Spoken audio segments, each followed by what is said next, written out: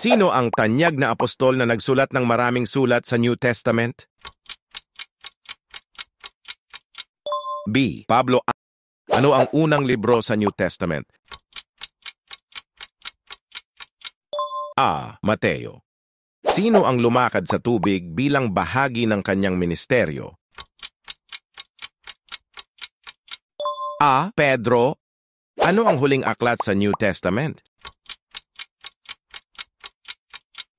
A. Apokalipsis.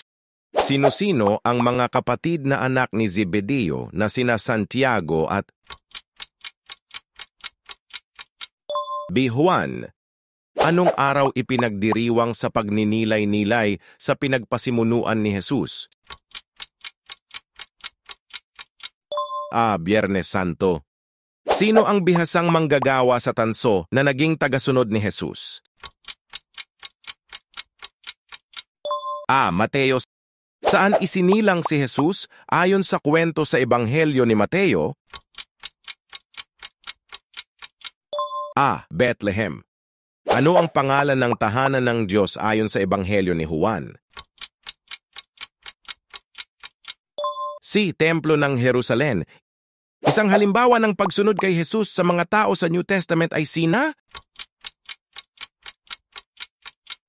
C. Marta at Maria.